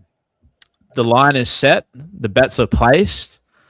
We're booking in Magic Round Inc. session number 1. If Valentine Holmes scores more than 28 points more than Chester, Tommy C, in his third game ever, then Seven's under the pen. He's getting pen. Can I give you one as well, boys? Just on the penmanship front, thinking the three of us attending Magic Round together. Can we get like a little Three Amigos tattoo going on in honor of the pod? Like, forget the Three Amigos. We call them the Three Gibrettes. Maybe something like that. Just a group chat, just to remember Magic Round. I'm up for that. I had that thought today. I was like, you know what, group chat, something to symbolise, something to galvanise us. Something to galvanise us and really bring us together. Or maybe just like the year that you won the comp, and Socko's the only one getting penned. Yeah. At this point. Or Socko, if you're within 1,000 of me by Magic Round, it's just me and Reese getting the G's. But if you're within striking distance, if you can see me from my ivory tower, mate, then you can get a G as well. I don't know if I'm already getting a vowel on my body. I don't know how much space I'll have left. But just a really nice caveat to you sickos out there. The really sweet thing about this is it's set up perfectly because they both play Sunday. Val plays first. Like, Val's kind of the one you want to set the score. And then you're just watching a dogged Tommy Chester. Man, I was musing to Reese. I could see me being like 29 points away. There's 2 minutes to go. And I'm just praying for a hit up of 10 meters from Tommy Chester. Update Sunday night could be a really dark time. So 27.5. That's going to be interesting. Let us know what you think in the Jibs chat and just in the YouTube comments of who's looking better there and what side of the coin you'd be on, because I'm a bit nervous, to be honest, but it's good gravy. It's good content, boys. Just I'm happy to jump in there too. I'll put my name on it. Like I'll tell you what. I'm that confident that Val outscores fucking him that I obviously Seven's not risking anything more. Like, mate, I'll risk a TC on it too. Okay, get a couple of virtual handshakes in here, boys. Yeah. A couple of virtual shakes, Reese, if I can get one there. So the line, it's 20 easy. It's 28 or more he needs to score. Either you boys are both getting TC'd or I'm getting Val, and that probably makes sense because that makes it 4 letters to 3 of what's actually going on. I love it. Listen, boys, just to wrap this one up, we're going to look into Boxzilla's comment. Firstly, chimes in and says, DJ7 is the gibberer's myth. 3 months of gibbering. What contribution. Boxzilla, real back fence stuff. Nathan Brown of Boxzilla fame. Jesus Christ. Again, Seven only really talks, bowls fast when there's nothing going on, champion. Very chirpy after a 14-11. Seven, do you want to put Boxzilla back in his box? He probably already is his box space and his rank, and I haven't heard much else. Are we going to go into any trades and or captaincy talks also before we do wrap up and just kind of have a bit of a look ahead of what's doing? Please, mate. So you want to kick us off with who you're liking the look of bringing in this week? Maybe trades first of what we're thinking for the week, and then you go first. You go first for trades. So interesting for me. I was lucky enough. Well, not lucky enough. I'm a fucking genius, but I did start with Grant, Farlongo. They're probably the 2 main trading guys, along with Lasardi or a few of the other guys. So I'm going pretty vibey this week. I really want to try and attack, it's not often you'll find yourself in the top 2%, statistically. So I want to try and do a bit of a safe one. So what I'm looking at the moment is, if I can remember my trades, let me have a look under the hood here. So first one I've got is I want one more cheapie in. Gussie Crichton, I think he's looked pretty average this year. I don't know if he gives a fuck, to be honest. He's just had a kid and he's going to rugby. Who gives a fuck, right? So Oh, he had the kid, did he? Yeah, I was still talking, mate. You told me to go first. So I've got Couchman coming in at 235K. I think he's one you got to bring in. And then the last 2 days I've barely slept. So I'm looking at trading out Isaiah Yeo. I don't think he's going to, Nathan, as you said, come out and said he's going to be probably a 60-minute this week, 60-minute guy this year. Yeah. He'll probably play 80 this week because Cogger is out. But I just think this year as well, man, like I think our teams are going to be looking pretty good pretty early with the cash flow that's in there. So, you know, Yo's a great guy to have in your team, but I'm after a bit more Bicky. I'm actually bringing in Leka Halasima, boys. I like it. I think I can afford to take a bit more of a risk. I've got all those guys in. I could be cautious and save my trades, but I thought, fuck it, why not try and take the scruff of the neck and see if I really can try and crack that top 1,000 and you know, actually get in the money scenes. And then the last one I've done, I've actually used a boost here. I've been umming and ahhing about it, but I'm fucking off Tom Flegler. I'm bringing in How, I believe it's pronounced. All pumped up. Yeah, look, it's $100 grand cash gain. It's mostly to free up what we'll talk about next week when one times Reece Walsh will be entering my team without a doubt. It just frees up a little bit more Bicky. The only thing that concerns me there, boys, and please talk me out of it, but like, how's job security? I just don't know. But it frees up cash. That 100K could come in handy next week for a couple of guys I want to target. So that's what I'm looking at for trades. Yeah, just on the job security thing for all pumped up, but tell us how, is this fella called Paxton, who is lingering in the 22. He was allegedly the front runner in the preseason. Listen, I think the Titans are like shit that he's going to have to be fairly terrible to get the arse. If they get a win this week, it probably buys him like another few weeks in the side. Concerns there. He can't find the line and he misses a lot of tackles. So I think it could be like a 3 to 4 week rental thing with Howe, but it makes sense because Flegler has actually just been ruled out or rumored to be ruled out this week with the rib. And he's going to be a slow burn regardless now. Like, so it's just, you know, I don't think you really want the slow burns this year. So just to confirm, 7, Yo, Gus, Flegler, all gone. And then you brought in Lecker the Wrecker, all pumped up, Patelis. And then the third one was who, sorry? Couchman. And I guess the benefit of that is that leaves you with 700K in the war chest for next week to really try and make some moves. Speaking of war chest, Sock, you are developing something, the GDP of Iran, which, you know, based on contemporary events, could mean anything.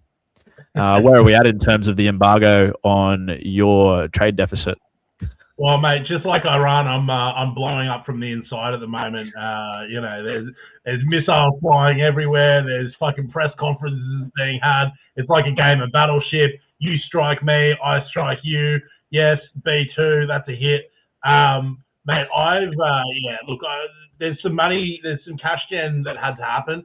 This week, unfortunately, I've had 2 of my fullbacks out in KP and Scotty Drinkwater. That's left me with one young Keanu Kinney, who, as much as I vibe him, the Titans don't feel like they're going anywhere fast attack-wise, but it looks like they've learned to hold the gloves up a little bit more. I know there was the first round humping, but there was a bit of an edge to them last week. You know, look, Lachlan Ilias is steering around that side, but I think once JC comes back, you know, there's a bit more, you know, bit He's more back skill. this week.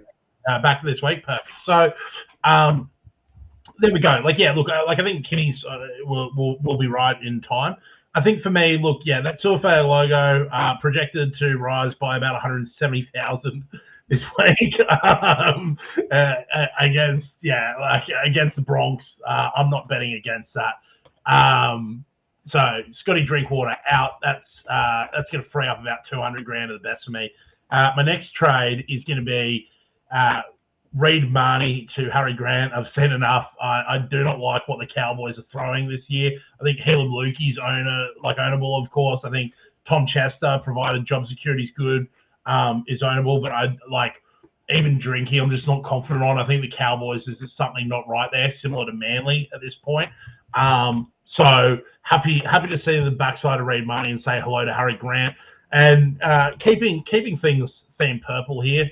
Had a look under Hopgood for one round. You led me off the cliff there, Reese. Thank you once again for why would you have fucking that? Why don't you get Hopgood in there? It does 60 in fucking 60 minutes, whatever. Fuck that bloke. Looking at Lasardi for about 300 grand less. So I'm captain purple, gone for cash gen this week. Look, talking future plans and war chests or state rebuilding funds if we're talking the Iran metaphor. Boxzilla saying that you've closed your Strait of. Pretty much. Poor old little Drinkwater Island has been sunk in the Strait of Hormuz. Look, I've got about 400k sitting there in the bank at the moment, so I'll give you what I'm thinking about. Right, KP is going to go next week anyway. He looks a hell of a lot like Turbo for me next week. Yep. Is sort of how I'm feeling about that. That'll give me someone who, daytime get a ton with one eye turned towards James Tedesco in that round 4 or potentially even 6 or 7, just depending on what happens. Might go Teddy up from Kitty. We'll just see. Love the Lecker trade DJ7's been talking about. Very, very big on that. The other one that I'm keeping an eye on is Walsh. I actually agree with one of my favourite gibberers, Keats. I can see Walsh doing 120 this week. I like Walsh without Reynolds. Walsh is kind of the antithesis to KP. Like, both of them have it, but Walsh has it more when he's the only dude, whereas KP looks like it's a straitjacket when he's the only dude, right? Like, we've seen that over the last couple of years. He's not him. Whereas Walsh, like, the moment, like, he's got, like, okay, only has a man with him, he's got someone glitchy at dummy half, he becomes him. Like, the attack flows through him. He's willing to wear that, and he's willing to aim up. So, yeah, I'm also thinking about Walsh in my not too distant future. Him and Teddy are the ones I'm keeping my eyes on. Soccer, let me just give you 3 quick words, which is his fixtures. Next 3 fixtures after this week: Dolphins, Titans, Cowboys. Like, I don't see a world where I can't get him in, because the gap you could lose by not having him for those 3 games, mate, he's a captaincy option all of those weeks, without a doubt. Yeah, absolutely. Yeah, just kind of shocked that we got through Soccer's trade segment and didn't mention bringing Atco again. That's obviously. We'll be looking under the hood come game day, I'll tell you that much. Will you be captaining Sedu 2 this week, Reese? Yeah, Sedu 2, tat bet. Speaking of blokes that are having a pretty solid season, shout out to Cam Wynn, friend of the show, last week cutting a lovely pipe bomb about the Parramatta Eels. Curious that he hasn't called in this week, maybe apologising to his team after the verbal lashing that he gave them. Hey guys, it's me, 39,000th here. Must bring in Grant, and we must go day 3. So that's obviously a reference to a childhood joke that we have in the Wynn family, and I find it hilarious, just so you know. But Cam's obviously looking at bringing in Harry Grant, just like Socko. And it also looks like with this cryptic message with emojis, probably the first time I've actually seen emojis in our comment section here. Tino, frog, walk, bed. I believe maybe time for the frog to hit the road, if I'm deducing an autistic man's comment. Maybe he's telling Froggy the gibberer to a bit of gibberer beef between Cam Wynn and Froggy. Yeah, get ready. Okay.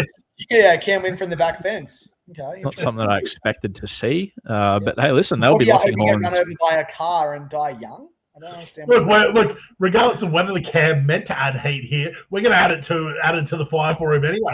Froggy, Cam's just come off the back fence. Show us what you got. He said, Froggy, you look like Tino, and I hope you get hit by a car and die quite young. It's pretty dark, but you know.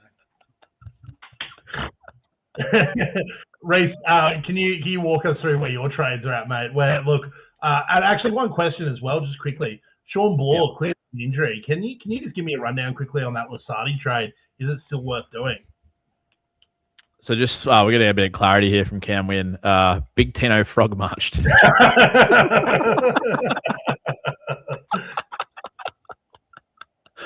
Really good. really good. And he looks like he's trading him for Couchman. Doesn't say which Couchman, but you just never know. You never know, I guess. Just on Couchman, actually, you know what? We already spoke about him. By the way, I think Couchman, I don't know, is he going to be playable? Like, he's every week so far this year, or 2 weeks, he's come on at about the 20-minute mark, played 40 through the guts. And then when Leilua gets hurt, hopefully not a Freudian slip. I didn't mean it like that. When he gets tired, he then rotates the edge. I think that 60-minute role, obviously, he's probably moonlighting for Dylan Egan, their sock. That was kind of what he played a lot last year. But does that mean Ryan Couchman's somewhat playable? I don't really think anyone at this point will overly need to, man. And just because of the way it's done, like everyone's got Fafita. Most people have Lukey. You've then got Noah Martin. A lot of people have a Lasardi. Like under most years at this point of the time, I think he'd be in your resis every week based on what he's doing. But I don't understand it, especially with the other Couchman boy. Like why his minutes were, what did he play on the weekend? 40 or something? 43. Yeah. Man, like Couchman, like he's a trade-in. He's going to go up in cash. He's going to hold his gloves up, but he just reeks of the type of guy who puts up 260s and you go, fuck, I'm going to play him. And he puts up 23 and gets 27 minutes. So, play him at your own peril. Completely disagree. I mean, they've got Sele, Laurie, Gula, who are all kind of eating into each other's minutes. Got Little back on the bench this week, let alone Josh Kerr. I don't think that Little plays heaps of minutes. I think that Laurie probably doesn't get on the field and they just have a 3-man prop rotation.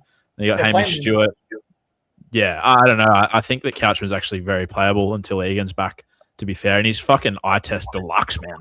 Like the kid's that good. I'll give you one thing to mention on that Little being back point. They do like Little and Cookie on the field at the same time. Typically, that's Cookie going to 13, which typically means Hamish Stewart moves more into a middle position, kind of playing out the second half. So I do have my concerns about, does Couchman keep seeing the minutes with Little back? But I think he's going to increase in cash no matter what. He's playable. He's fine. He's good. Not a tattoo death, my words. Couchman goes sub 50 this week just because of what you fucking said. Which Couchman? You didn't say which Couchman, mate. The cheap gun. The one I own or the one I don't own? Yeah. Well, based on your season stock. Yeah, the one I own. The one I own. Yeah. For me, boys, so Dwinky is gone, bringing in Suafalongo like Socky, taking the 300K and figuring out what to do with that. I've got rid of Gussie Crichton like 7. Not sure who copied whose trade here. I'm getting rid of Gus Crichton to Lasardi. So have a couple of thoughts on Lasardi. First of all, love him, like great worker, just gets through his work. Like he'll give you 40 and 40 tackles, 10 runs. Bit of upside there playing for Melbourne, obviously. Sean Bloor looked like he'd done his ankle in New South Wales Cup. Scans came back positive. I believe he's named for New South Wales Cup this week. Yeah, he is. They're looking to return him again. I guess, run it back. Yeah. So I guess probably to lead more into what I was saying before about IPAP, I feel like a couple of these cheapies may start to fall off, namely Lasardi, Noah Martin. There's talk about Tomoko coming back in. What happens with Sasangi then? Does Sasangi start spelling the arc? Chester, Todd Payton, weird shit. How? Or Pump Up to tell us how. I don't know. I think there's a couple of things that we just want to probably keep an eye on and not be overly reliant on these cheapies and probably just think about what kind of set in stone guys can we get in, which leads me to my third trade, which is getting rid of Nat Butcher. Thanks for the famous 72 in round 1. I mean, we'll never forget that, obviously. But getting rid of him and bringing in Helam Lukey, who I love the look of at 400K. The other option I could have done is Marnie to Grant, which I'm probably going to regret not doing. Yeah, interesting. I think about that. So no Grant for you this week. You've gone the trifecta of second rowers? Yeah, 2 second rowers and Suar. My thought is I'm just going to go in with the theory that Marnie can figure out and hold his gloves up and just fucking plot away to 55. But what you said before, 7's just As soon as you said it, I was like, I think I'm making the wrong move here. Whereas Grant's the biggest exponent of the 6 again shit. Man, You'll ever see. my only fear for you not bringing in Grant would purely be, I don't think he's going to be this cheap again this year. Like, you're looking at a 200K upgrade from Marnie to Grant. Like, man, like the way he's playing this year, like he could be. And again, look, it's Supercoach. You can find the cash, right? Like, if he's going to hurt you that much, you'll find the cash, and you're going to have cash flow with cheapies. But even the points you could lose just running that every week, like, man, and who knows what the fuck, Todd Payton's got the AOBs about him, doesn't he? Like, that's a ticking time bomb. So, yeah. Fuck. One thing that I want to say on the whole Grant thing is, like, I'll be honest, Grant generally for me has looked like a slow starter. Like, he's kind of warmed into the year. And, like, sure, he had, like, a favourable game against Para where he just loved to try. Like, he absolutely can. He's almost as certain as the sunrise the next day to get over the white line. So, yeah, like, look, there's that's that part. But historically, like, as normally someone who starts with Grant, you're sitting there going 50, 60 early on, like, loses a bit of value early season. It's kind of a slow burn with him. And then, like, starting towards Origin starts to pick up, and you really want to have him in that post-Origin period, right? Melbourne have really gelled, and they look really good. I tell you what, he looks like he's taken it personal more than money, more than Hughes, more than anyone else.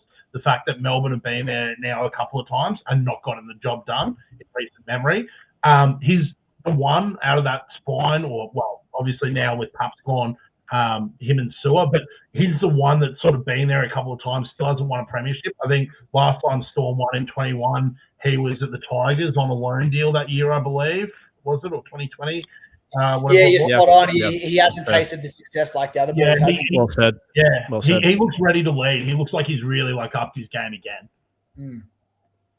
Yeah, really good points. I guess the thought is, like, if I spend that extra 200K on going Reed up to Harry, then it prevents me from getting in all three of Walsh, IPAP, and Karaz next week. I kind of want to do that. I guess I'm kind of more just saying, like, that, do I just bet that Hooker, okay, he's obviously scored well, all the things you boys are saying are true, but do I kind of just back the fact that Hooker doesn't have a lot of upside and Reed can kind of do a job for me for the next 6 weeks and Grant doesn't come up again? The only thing I'd really leave you with, Winner, is this has me and the Fletcher Sharps about it last year.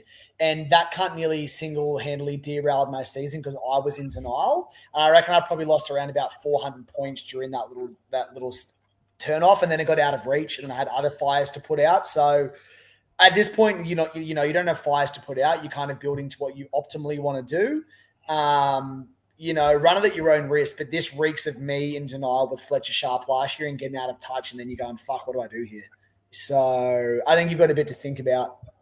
I do, but hey, listen, content is king. Wouldn't it be funny if I didn't have Grant all year and, he did really shit and then you boys are eating your own medicine? Or, probably more likely I come on here every Wednesday and just cop some curry, which, are both realities I'm happy to accept.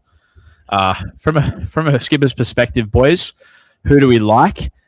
Just to read through the matchups before you get into that, just my general kind of thoughts. The Thursday night down in Canberra. Canberra haven't won a game this year. Yeah, they have. Play the Dogs. Probably not a lot of Supercoach relevant guys to VC there. Chooks versus Penrith. You probably have a look at Cleary there. I'm assuming you lads. Melbourne play the Bronx in Melbourne, which is going to be a tough ask for the club in crisis. How funny is all the chat around Brisbane? That even though they won a comp like fucking 2 minutes ago. It's like, they're like their last fucking game, like 2 games ago, was a fucking grand final.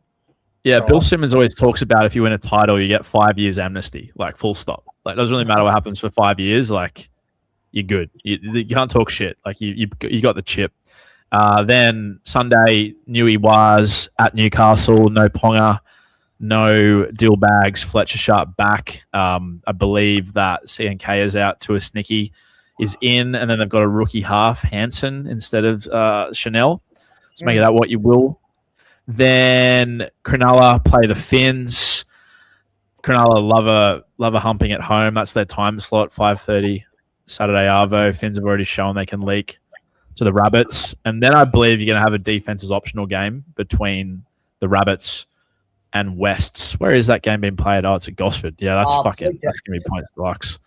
That's going to be points deluxe. Then we move into Sunday, a game we'll be attending soccer with a friend of the show, Cam Wynn, Para and Saints. I believe another high scoring game if the weather stays clear.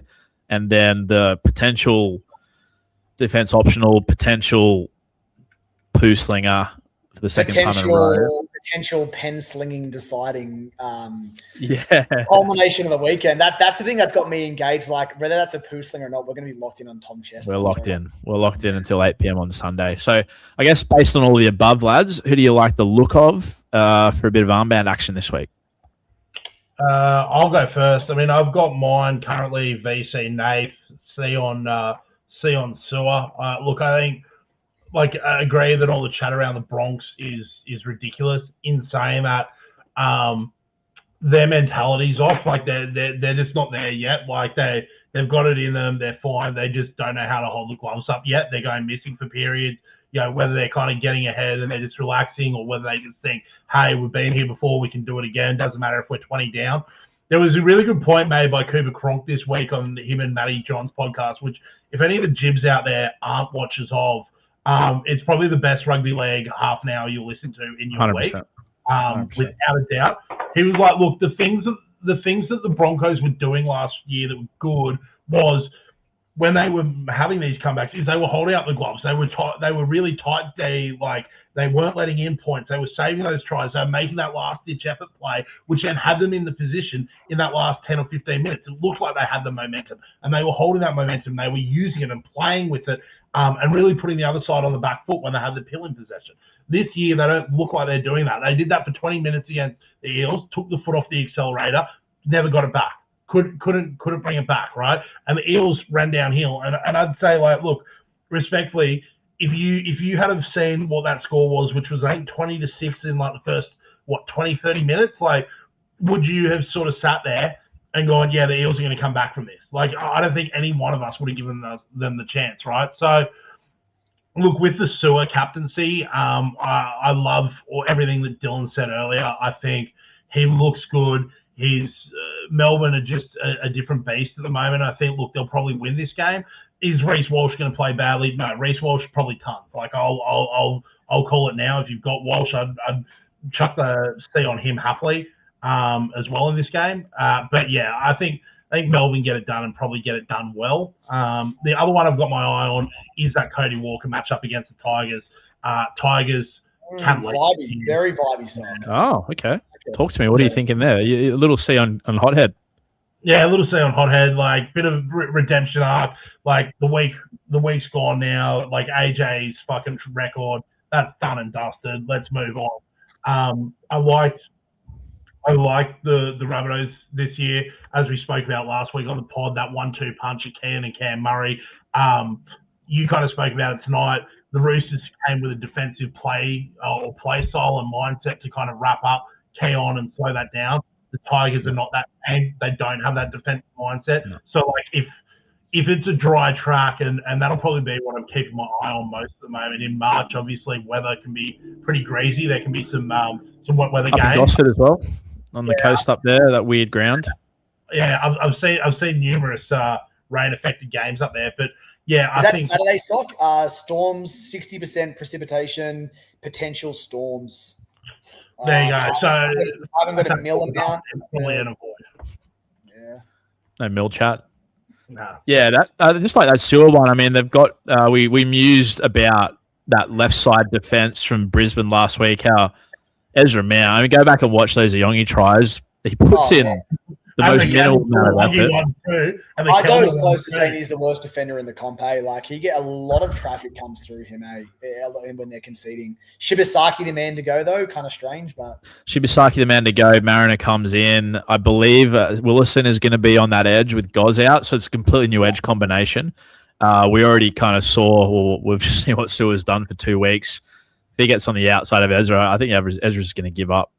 I'd say as well, Shibba out is a huge loss as well, right? Shibba was pretty good defensively for the Bronx all last year. I can't understand why they've dropped him out of anyone in that team.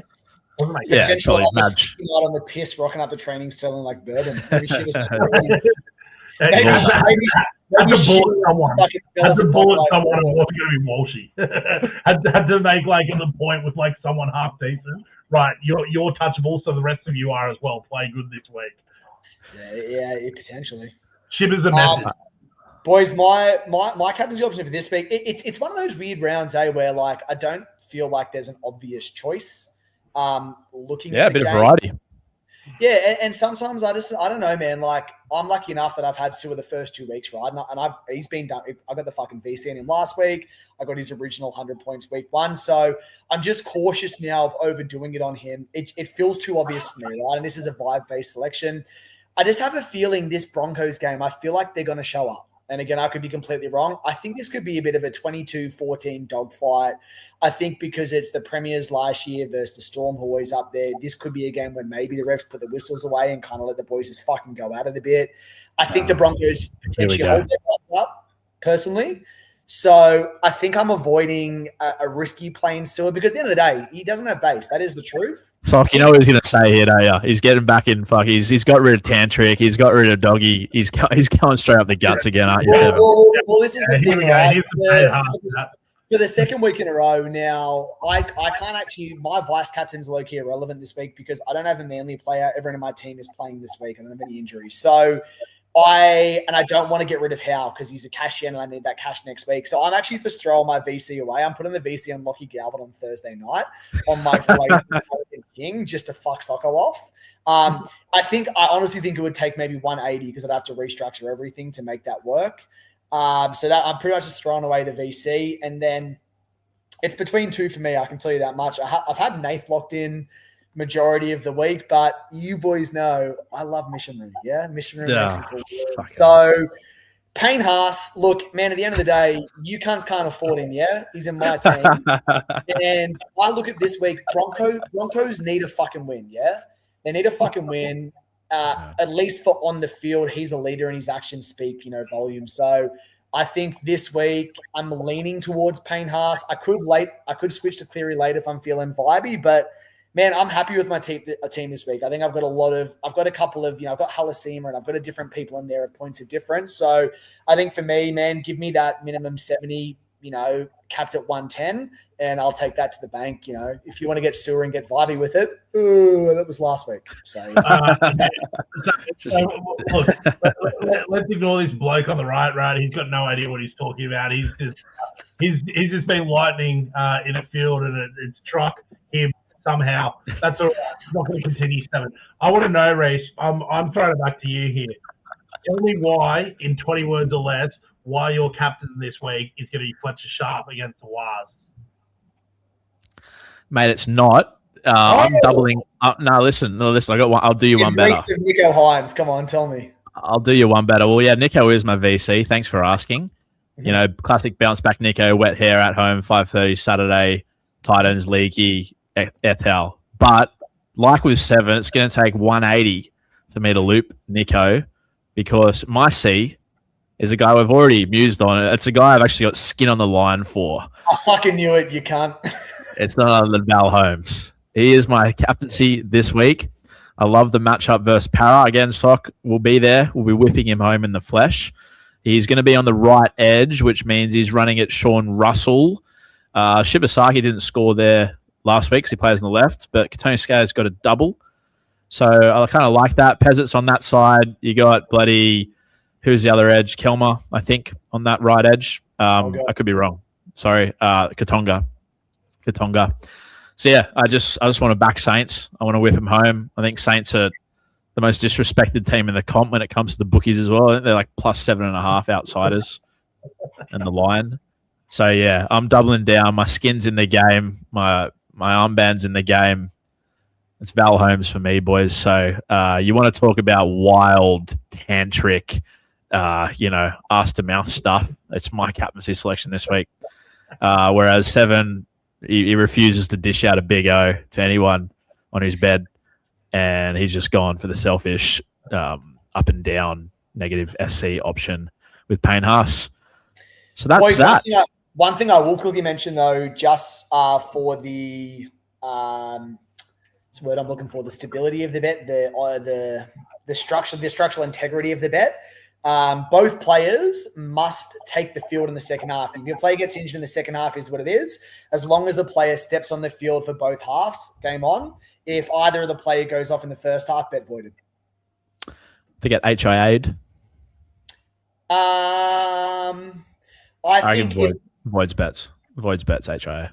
HIA. But okay, what about then an injury in the 60th? Are we saying they both need? I'd say any injury or HIA just voids it. Well, how about this then? What if Foul's limping again? What if Foul's limping again?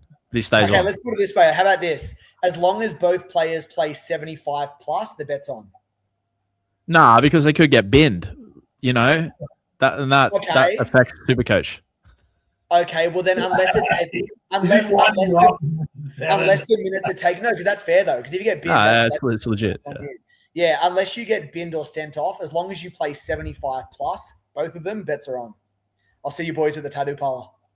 Yeah, I think that makes sense. I'm still kind of a bit confused what the ground rules are, but it's not going to matter because you know what's going to happen. Val's going to do 130 as my skipper. That's 260, and then Chester's going to absolutely struggle to 40, then go off with a cork, and then Seven's going to be like, "Fucking see." Stipulation. Yeah. No, mate, if he goes off a cork after 73 minutes, I'll be fucking dancing in the rain, mate. I'll tell you that much. Can we just have a quick look? I have a feeling last year Val may have actually turned up against Parramatta as well. Talk to me. Talk to me. A little thought. It was this time last year, actually, I believe round 3 potentially, round 5. Surely not.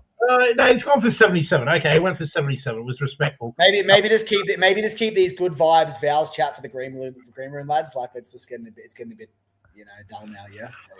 Yeah, his last ton last year was in round 17 against, you guessed it, Parramatta Eels, where he did 117. Then he didn't play for the rest of the year. Well, he actually played one more game against the Chooks. I've actually just seen that Tom Chester scored a double against the Mackay Cutters last year in round 22. So we've all got tricks up our sleeve, right? Let's just relax.